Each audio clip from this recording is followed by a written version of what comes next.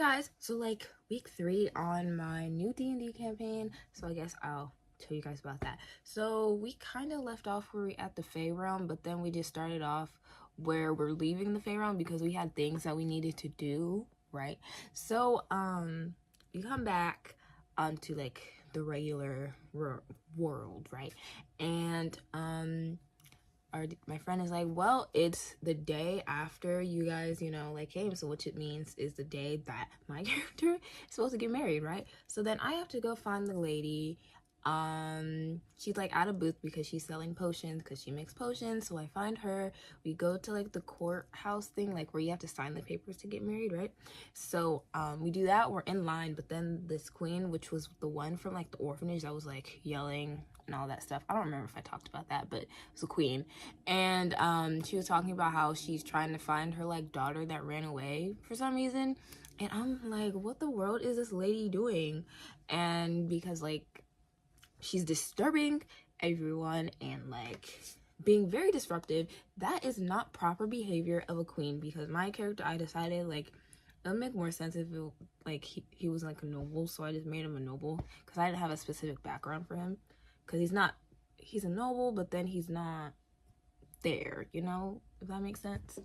But he has like a noble mindset technically, and so he decides that he is going to pick up the queen and throw her out of the door. And I had to roll like athletics or something, I think. I got an 18, so it worked. And she was out the door, and I slammed the door in her face, and she was like cursing at me, and I was like, nope. And not I, but he, and closed the door in her face. And then my character got married. And then I think we went on like a coffee date or something, and we talked, and then she was like, oh, there's like this ball thing that you guys should maybe go to, because I said that my character does like odd jobs for like rich people, right? And so she was like, oh, there's this like ball and they just need like extra bodies there, I don't know what the specific word is called. And so she told us about it. We me and my other friend, her character basically, are like, you know what, we're gonna do it. So we decide in the morning, or not, I don't really know, we decide to get outfits. We both get dresses. We decided to wear like the same like dress, but just in different colors. We had to like go on Pinterest and like find a dress like as a reference, right? So yeah, we do that, and then we're at the thing, and it's like a whole bunch of elves and I think tabaxis, which are like cat people, and it's a wedding basically.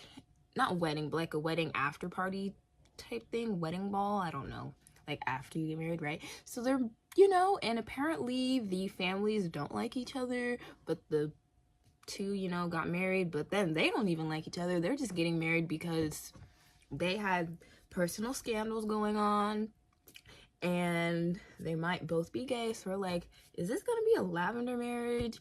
And it turns out that the elves are vampires, and so also my friend's character Lilith, she's also a vampire. So she was talking with like the groom and stuff, and he was drunk and just spewing everything possible.